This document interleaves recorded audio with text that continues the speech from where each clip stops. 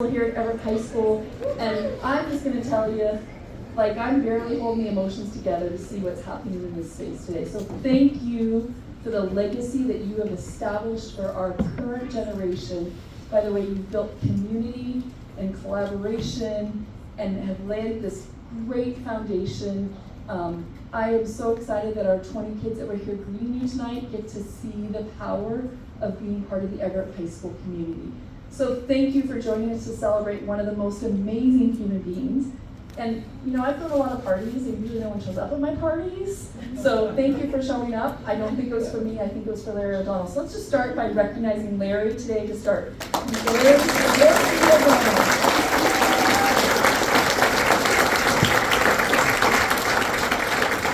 We will have lots of opportunities to do this, but I do want to do a few thank yous before we get started. I want to give, first of all, a special recognition to Dr. Saltzman, our superintendent, and our Everett Public Schools Board of Directors, who approved the renaming of this high school library to be the Lawrence E. O'Donnell Library. And they tirelessly serve in support of students in this community. So please join me in thanking our school directors, Director Herman's here with us tonight, Dr. Saltzman, and the other school board directors. I don't want to forget someone, so I'm going to grab my sticky notes. I also want to thank our Everett High School PTA and our Blue and Gold Club. They were instrumental in making this event happen and supporting us on this place. PTA is our parent organization, and you can join in. Our Blue and Gold is our alumni organization. Both organizations lean in and support what happens here at Everett High School and creates magic for our students. So please join me. Rich White. Alan White is sitting next to Rich, is our Blue and Gold president. Alan White's one of the trustees, and then our PTA president is Brenda White. So please join me in thanking all of them.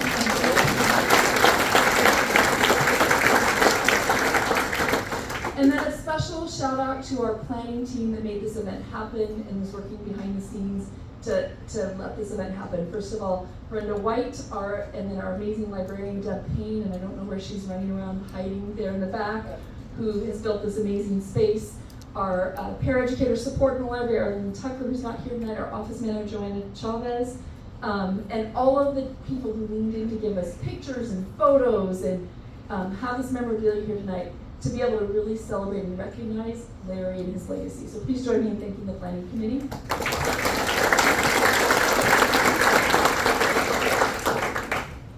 As you walked in, if you didn't have an opportunity to grab a library card and write a note to Larry, we're putting together a memory that is very much a throwback tribute to Larry and the legacy of libraries and reading that he's left us, and I know he will look forward to reading your kind notes to him.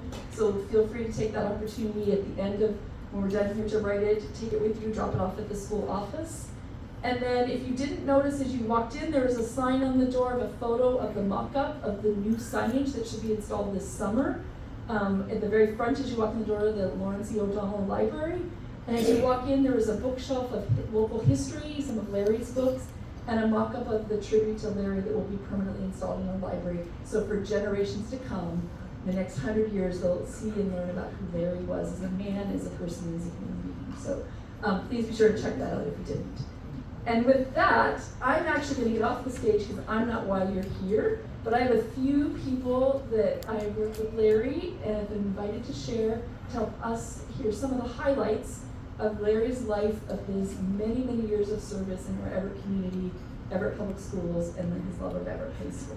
So we're going to start with his memories of Larry as a student.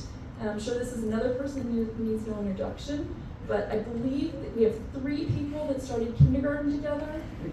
Is there more? Okay, let's do this.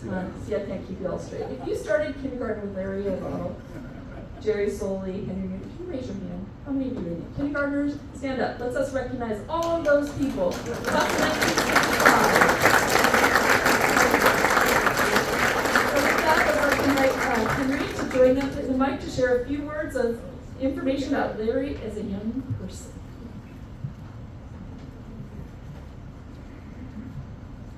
I first met Larry in kindergarten. It was not a good meeting. I lived halfway between Longfellow and Jefferson grade schools. For the first 2 or 3 days, and frankly I don't remember how long, I went to Longfellow. they shifted me to Jefferson, where Larry had already taken the rug I wanted to take naps on. We went through school, all the way through school. We actually graduated from Jefferson. We went to South Junior High South Junior, and then we arrived on this campus. You know, it was a wonderful experience. As we were growing up, however, I'm going to tell you some things that you probably don't know. You know. Well, you better be quiet, Jerry, because you're involved. You're one of the core co-conspirators. Anyway, we had a great time growing up. We were in Cub Scouts together, and Larry was the youngest of 6 Cub Scouts, all of whom ended up at Everett High School. My mother was a den mother, and she loved to tell the story. As we got older, we graduated to Boy Scouts. She loved to tell the story that Larry said to her, "Mrs. Newton, pretty soon there's not going to be anyone but you and me here." And you know, that's what happened. We went on to be Scouts together. And I'm proud to say that Larry, myself, and 3 other Everett High School graduates, including Jerry Soley, Mike Whitehead, and Fred Howard, became Eagle Scouts together the same night in 1952.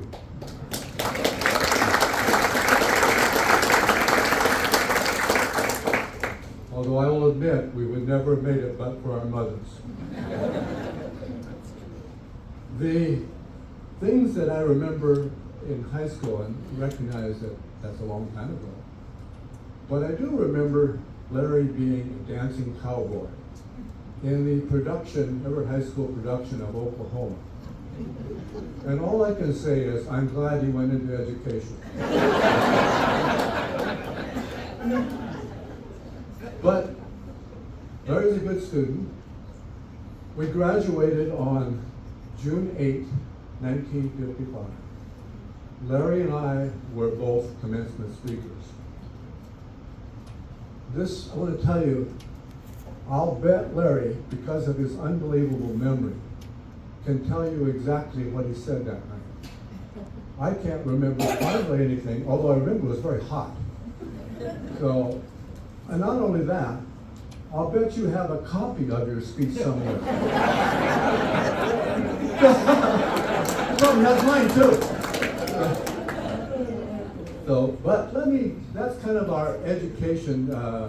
We went on to college. Larry went to Western, I went to the U. We kept in contact.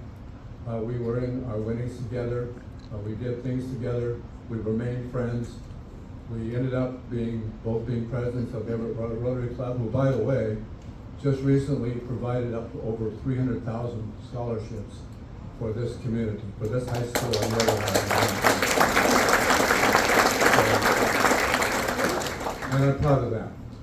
But anyway, I want to talk just for a few minutes about some of the things that Larry and Jerry Soley did. As I said, they were co-conspirators. Like the time, they decided they were going to pick strawberries. And they took the bus up near Arlington. Well, when you eat the strawberries and don't put them in the basket, you get fired. And they did. Well, that's not the point of the story. The point of the story is they knew what to do. They walked home to Everett. That's a true story. I can tell you even more exciting stories. And you know, the point here is, if you're going to be an author, you have to learn to take risks. Well, Larry and Jerry learned to take risks. Like the time they were in Monroe picking strawberries.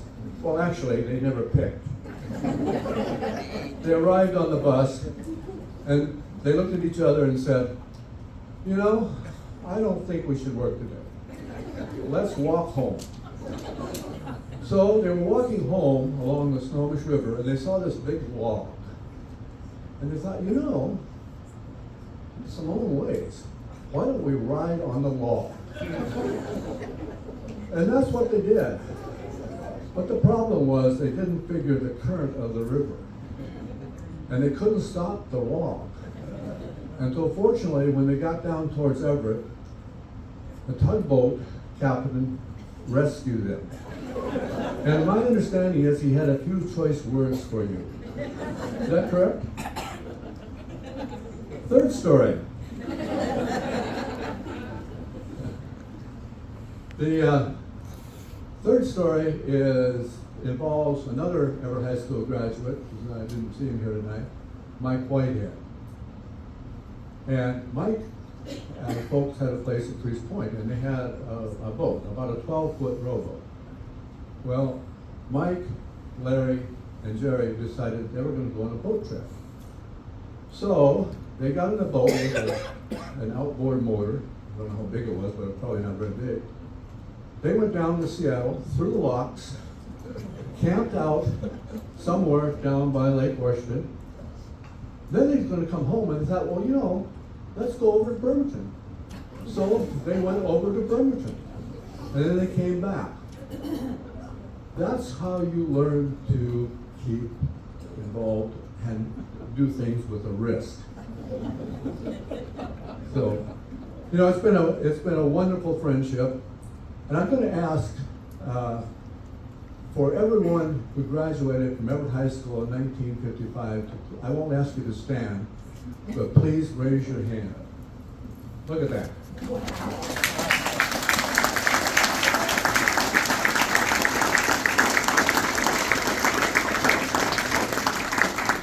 Does that tell you the regard that Lawrence Larry O. O'Donnell takes in this community? And not only in that class, but in all of you and in the entire community. Larry spends a lot of time going to funerals because he knows everything. And that's the reason Larry is Larry. Larry, thank you for being my friend. Thank you for all the work that you've done in this community.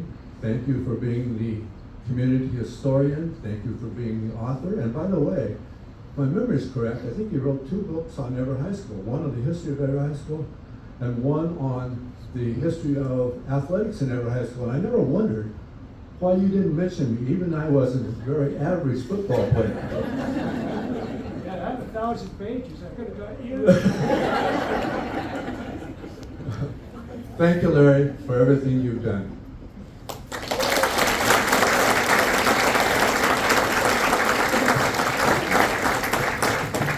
If you pay attention to the slides going through, you'll see a picture of those 5 Eagle Scouts. I don't know until right now I've ever known 5 people that got Eagle Scouts at the same time. And I think that shows the true character of Larry and his friends, even though Henry might have shared some other stories about it. Next up, I'm going to invite Mike Gunn to share. I think Larry's told me his favorite memory of working in Everett Public Schools is when he got to stand on the front lawn, and at that time there was this atrocity, I believe was the word that Larry used. Some of us historical people will know.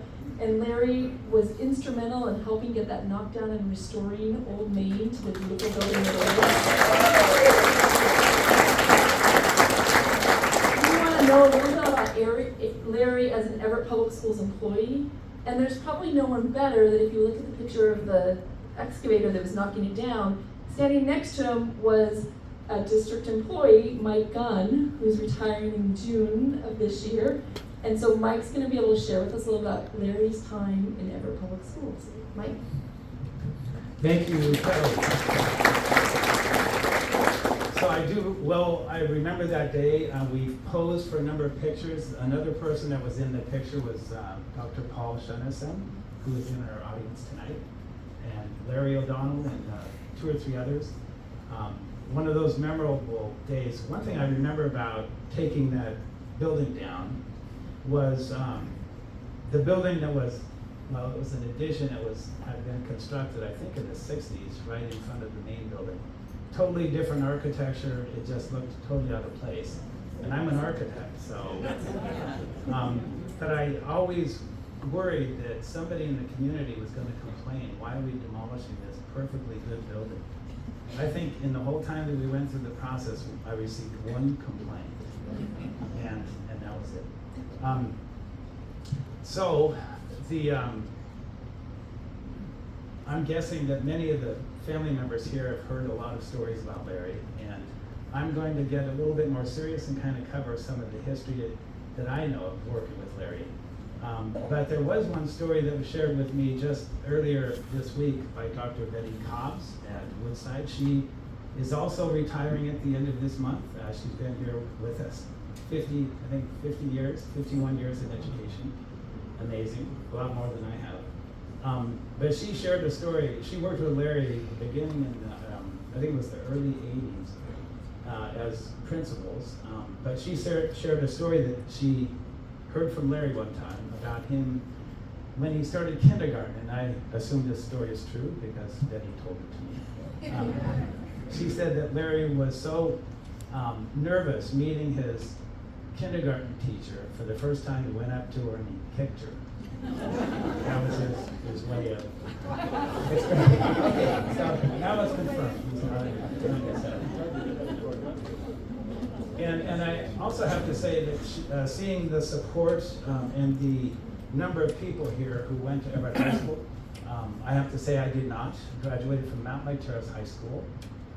But when I came to work here, one thing I remember, people used to ask me, what school did you go to? Where'd you graduate? And I used to say, the University of Washington. And I came to understand that what they really wanted to know was which Everett High School that I graduated. They weren't asking about college. So anyway, so I worked with Larry O'Donnell beginning in, well, I was an architect and he was the director of facilities and planning. And I met him in 1988, and I was working on the construction of 2 elementary schools, Mill Creek and Silver First.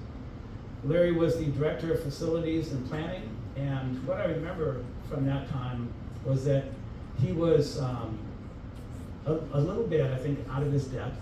He didn't know a lot about construction, but he did what any good manager would do, and that is that he surrounded himself with people that did know a lot about construction. He had a very steady hand. He was very, fairly serious, very detailed and persistent, and he had a way of, even just the tone of his voice was a very gentle voice, and he was, Betty Cobbs described him as a great negotiator because he could take a very tense situation and just in his demeanor and his words and his expressions, he could calm everyone down and work on the problem at hand and solve it. I saw that during the construction of those 2 schools that I mentioned, plus also I think it was Heatherwood Middle School. Those 3 schools were involved in some pretty serious litigation and delays. And Larry was, he would, every once in a while, he'd look at me and say, Mike, what are we going to do if those schools don't open up on time? We have 2 elementary schools opening the same fall, and so that those schools could house 1,000 to 1,200 students. And he said, Mike, what are we going to do with all those kids? And I didn't have an answer for him, other than to say we're going to do everything we can to open up these schools on time. And under his leadership, we did open on time. So in 1990, well, Larry had retired, I think, in 89. And then I was hired by the school district to come and eventually I took over the position of Director of Facilities and Planning. And Larry was a consultant for the district working under me for about 8 to 10 years after that. So I got to know Larry both as someone that I was working for and someone who worked under me. And what I can tell you is that in retirement, I really saw him change. He was living under a lot less stress, I think, and he was really able to do things that he enjoyed more. And I have to tell you, I'm looking forward to that myself. It was around that time that he finished writing his book, one of his books. I know he has a number of them. This is the first 100 years of the Everett School District. And he put an inscription in the front of the book that I have always treasured, and I'm going to read it to you right now. It said, "To Mike Gunn, who in addition to being a tremendously valuable Everett School District staff member is also one of the nicest people I know." And what I have to say is, from one of the nicest people that you know to one of the nicest people that I know, I appreciate everything you've done for the Everett Public Schools.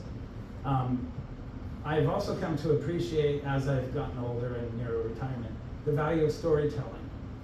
And you are our community's master storyteller. And we have been blessed. I've been blessed to work with you and to have known you. And our community is blessed that you have been a part of us and that you're here with us. So thank you very much.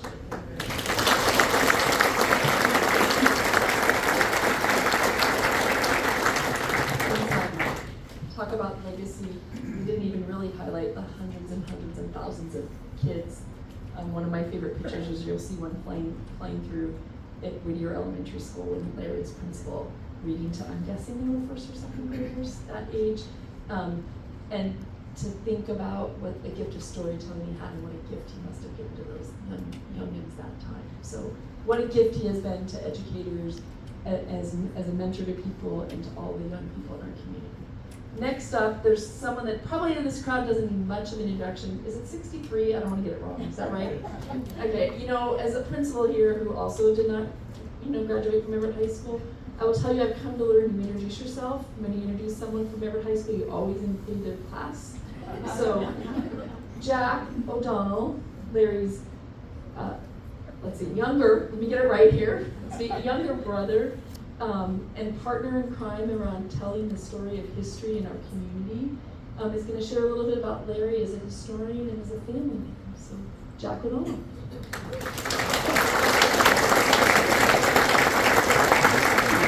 Thank you, Kelly. Well, I think I said to Mike and Henry, if you guys take long enough, I won't have to say a whole lot, but I didn't know you were going to say what I was going to say. So we'll move on with that. I want to say I'm really proud of my big brother tonight. And when I look at him and Henry and Jerry sitting over there, they've known each other longer than I've known any of them, because they were in kindergarten together along with some others here.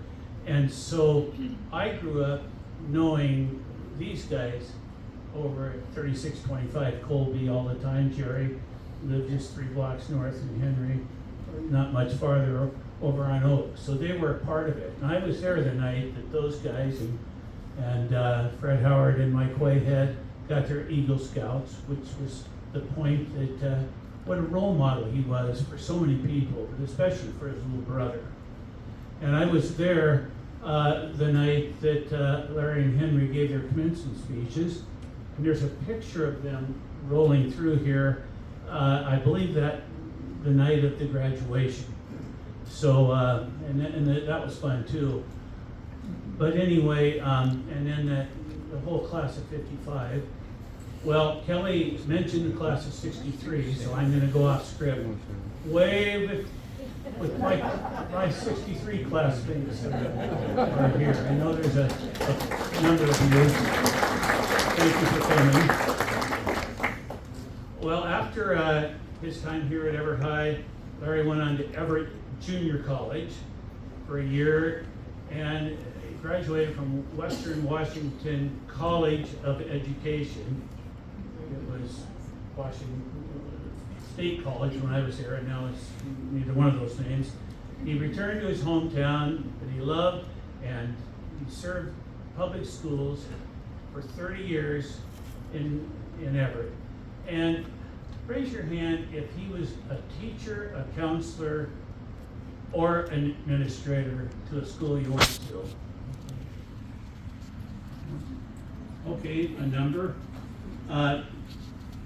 So, and then later, Larry came back to work for the school district and worked with Mike Dunn on their building program and continued to give to the district. He wrote the definitive book on the Everett Public Schools that Mike just read from. He also wrote the first comprehensive history of the city of Everett. And among the other books he authored were Soaring Seagulls, the story of the EHS sports program. And he knows more about that subject than anybody alive. So over the years, there was talk of moving out of this building. But Larry always lobbied for the district to keep this beautiful building operating as Everett High School. And then Larry was also one of a group of people, Mike talked about this, who was instrumental in delivering us from that abominable building that sat in the front yard of the high school. The most hated building I've ever known. You could find one person that wanted to save it. I was involved in a National Trust tour one time, and we drove down Colby Avenue, and the biggest reaction I heard from the people was, "What is that?" But it's gone. I'm going to talk a little bit about history and family, because Larry and I also worked on the Snohomish County history book, along with David Cameron, who's in the audience. And we also worked collaboratively on a book on the Everett port. So we've done some of that. And then we've also done little exercises, because we used to live across the street from each other. So we saw each other daily. So we would sit around and make lists of the closest gas stations there ever were to the corner of 34th and Grand, or the grocery stores, or the taverns, or whatever. So true historians. But our family was lucky. A little bit about the family. Larry and Joyce bought a home on Grand Avenue, the 3300 block, and it was always his favorite block in town, and it was always mine. And 8 years later, we bought a house on that block. So that meant we were neighbors. And I look out here and I see Larry's 2 boys and my 2 boys, and we all grew up together across the street. Our daughters don't live around here, so they can't be here. But anyway, that was a wonderful experience. And just in closing, I think that my brother Larry is a worthy recipient of this high honor. Thank you very much.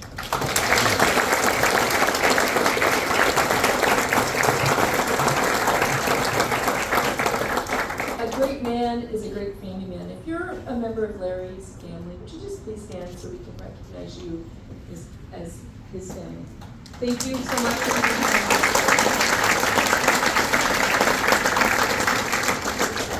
This is the part of the program I'm a little nervous about, because we're going to get to the ribbon cutting, but we're going to let Larry talk. And, Paul Johnson, I want to let you know that Larry, I think, wrote the longest retirement letter in the history of Everett Public Schools. It was 4 pages long. It's a treasure. But we want to give Larry an opportunity to share a little bit about what he would like to share with us today. So Larry, come on up. The mic is yours.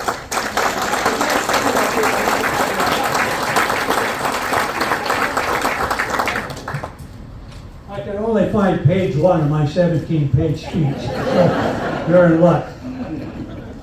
I want to thank the 3 speakers, and I got to tell you, what Henry left out is that kindergarten was the best 3 years of our life. As I look around the room today, first of all, I'm just overwhelmed by the honor, and secondly, by the turnout tonight. Thank you for being here.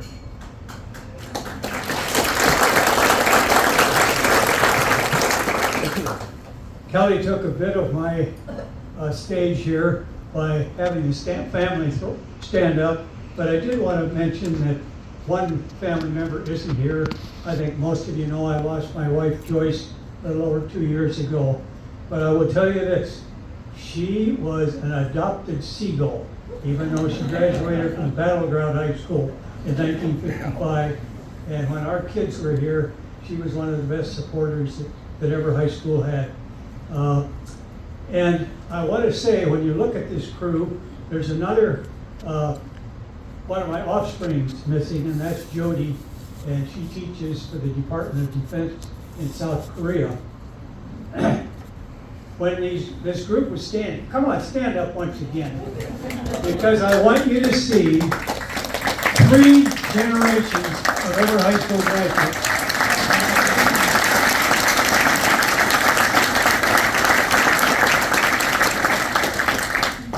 I see other groups that are part of slices of my life. I know there's folks here from our Savior's Lutheran Church, a lot of folks from Everett Rotary, and people from the big shots. That's the Bicycle Club. And after 25 years, I have become the senior member. That's a nice way of saying I'm the oldest of the old farts. And we have all kinds of people here that I got a chance to say hi. I didn't get a chance to say hi to all of you. But if you had anything to do with the Everett School District as a student, a board member, a superintendent, or your grandfather went here, raise your hand. Hey, there's Seagulls. And from that group, I certainly want to thank the Everett School Board and Superintendent Ian, because without their approval, this would not have happened. And also, I want to recognize a couple of superintendents who are with us tonight. One is Carol Whitehead. Carol, where are you? Former superintendent.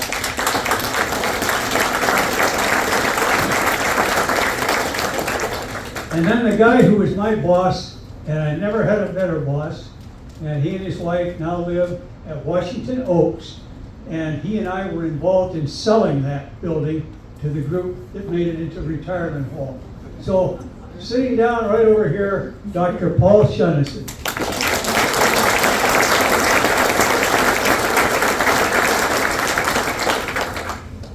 And then there's a couple of special people, well, there's more than a couple, but 2 that I want to call attention to. One is a fellow by the name of Bob Andreessen. Where are you, Bob? Oh, way in back there. This guy and I met in 1940. And we have stayed in contact with each other, even though he was out of Everett most of the time. He drove from Sacramento to come up for this. Thanks, Bob.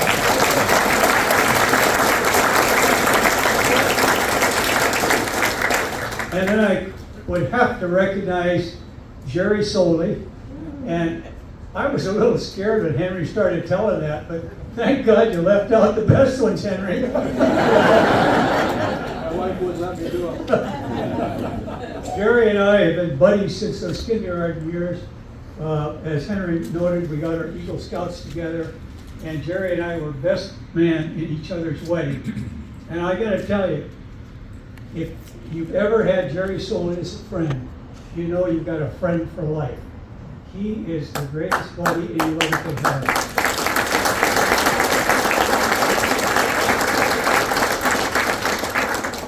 And there's some special folks I want to thank, and I know I'll leave somebody out, but 3 people that I know played an instrumental role in making this happen, and that's Kelly Shepard, principal, Brenda White, president of the PTA here, and Deb Payne, who came to Everett High School as a librarian a number of years ago, and I had the good fortune to work with her on a number of projects. I know there's others beyond you 3, but I heard your 3 names many times. How about another round of applause?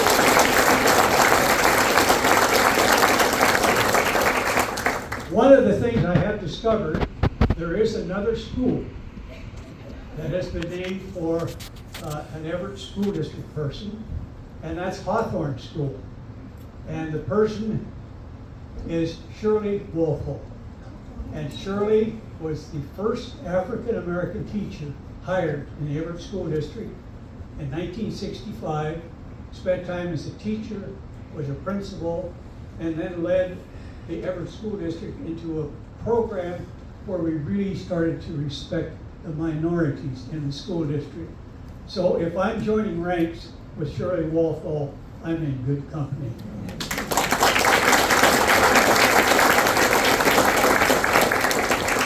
And one other person I want to mention, and this is kind of flipping the coin.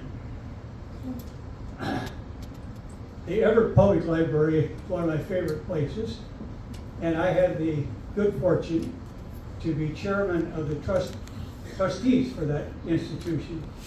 And we had Mark Nessie as the librarian. He was marvelous. We trustees had it so easy because Mark did everything. All we had to do was show up and raise our hands, yes, yes. And when he retired, we wanted to do something in Mark's honor, and we went to the city council and got their approval to name the reading room at the Everett Public Library the Mark Nessie Reading Room. And I remember Mark was very modest about all of this, but I knew underneath he was really proud. Flipping that over, I can kind of relate to Mark now, you know, and I gotta say, I'm humbled, I'm honored, and I'm proud. Thank you.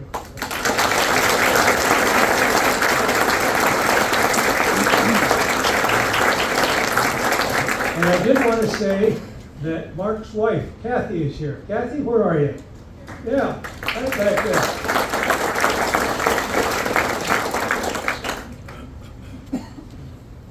I've got to tell you, I came to Everett High School in 1952.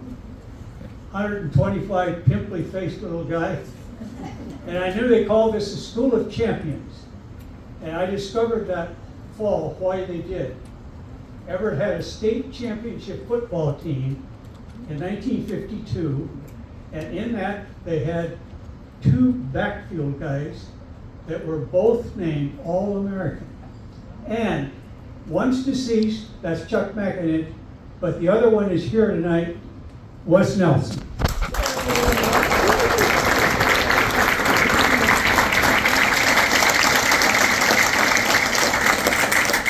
Little did I know, when I was that skinny little sophomore, and these guys were my heroes, that later in life they would become very close friends.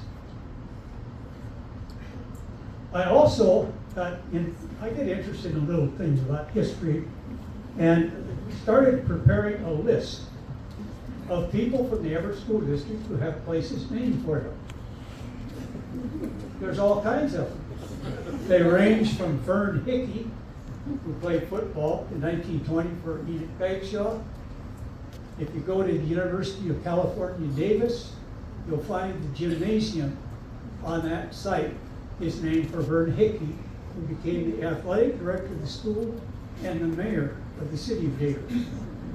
And another person who got honored recently, Emma Ewell. She was the first school teacher at Everett's first school. And thanks to people like Deb Fox, is Deb here? Well, she carried the torch. And it's so gratifying to go by that new YMCA and see that Emma Ewell Park. It makes me proud to see that. But the person who got the most things named for him, no surprise, Henry M. Jackson. A submarine, a high school, a flag plaza at the Naval Station, University of Washington International School, a baseball field in Northeast Everett, and that's just some of the many things. And I'm proud to say that his daughter, Anna Marie, is with us tonight. Wave your heart.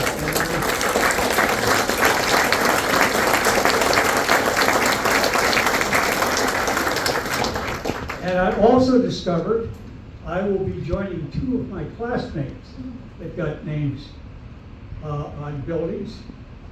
One is a building, and that's Jim Linden, 55 graduate, outstanding football player, became the athletic director at Marysville School District. And if you visit Marysville-Pilchuck High School, you'll note that the gymnasium is the Jim Linden Fieldhouse. And if you've ever walked up to Wallace Falls, as you get up close, you're walking on a place called Woody Trail. And some people think that's kind of out in the woods.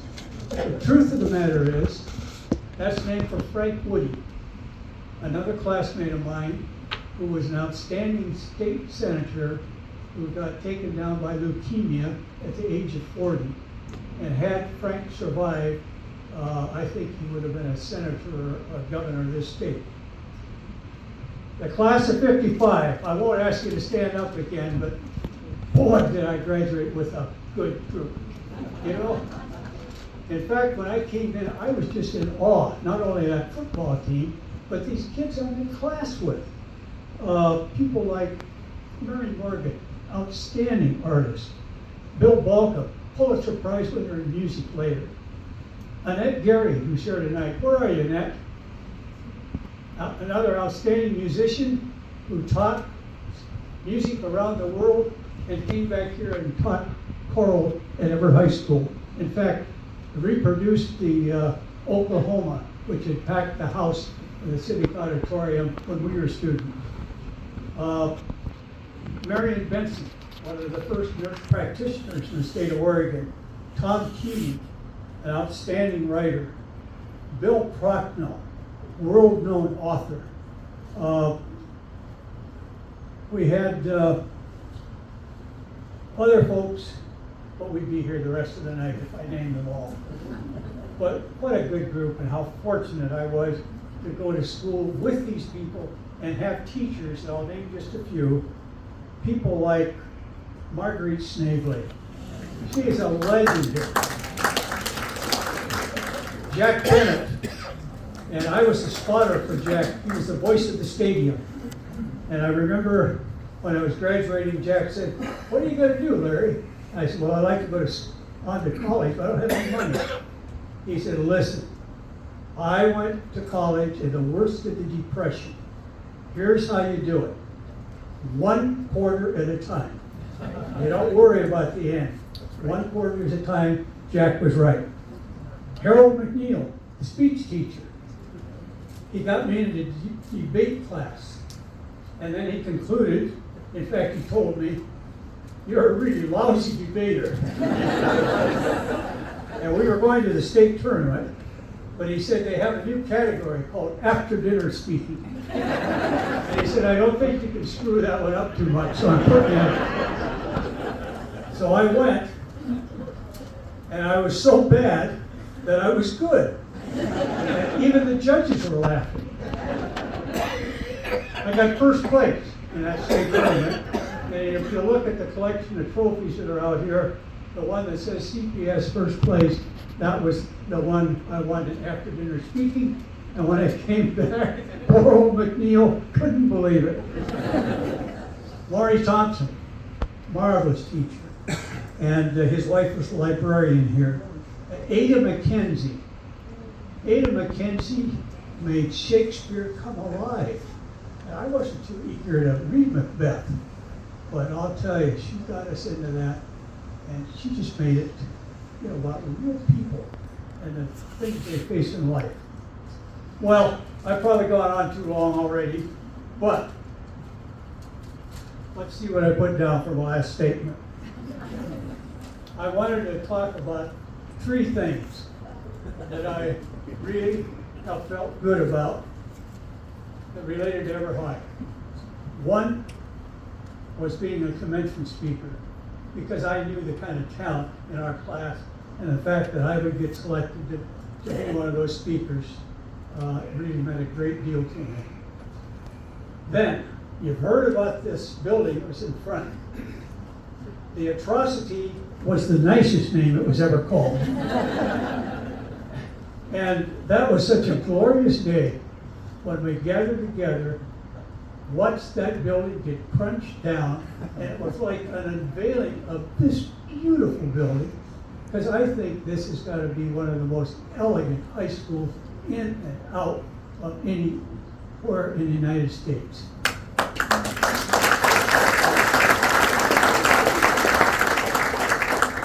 Okay, we're about at the end unless I find the other 16 pages. The third thing is this honor tonight. I really don't know how to express myself. I'm still overwhelmed, flabbergasted, but it means a great deal to me, and all you people mean a great deal to me. Thanks for coming out tonight.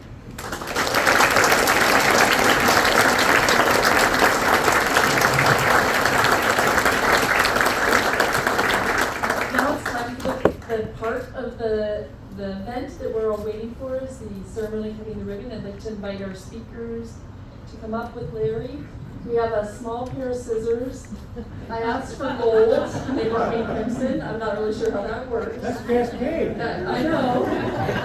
But in true, a legacy that many of you in this room have left our students here at Everett High School is when we celebrate something big, there's a song that we sing at the end, and I think many of you know in this room know this. So as the ribbon gets cut, for the first time in the Lawrence E. O'Donnell Library, Larry is going to lead us in singing the alma mater. Those of you that are alumni, I know you know it. Those who have been in the school, what just happened there? Not my voice. There we go. Know that. So as soon as that cuts, I'm going to ask that everyone join me and join Larry in singing the alma mater. So Larry. They gotta stand up to sing the alma mater.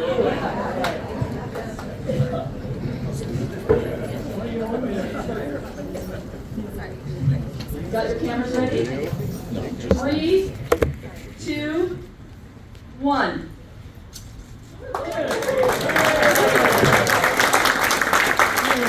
Are you ready?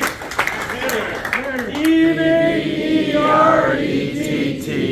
stands for Everett High. I am an Everett man born, Everett man till I die. Oh, shout once more, shout until the echoes reach the sky. All together let us holler, rah, rah, Everett High. Larry, thank you for your please feel free to wander the halls if it's your first time back. You haven't had a chance to see it and celebrate this majestic building. But what really we celebrate is the magical people that come through this and all these over 100 years of legacy. Thank you for what you do at Everett High School. Have a great night. Oh wait, there's cakes. You're having to go cakes and snack out in the hallway as you're ready to go. Thank you so much for coming tonight. Thank you for having me.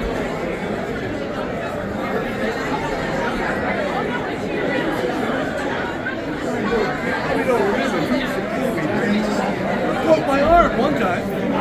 Oh, he did. Yeah,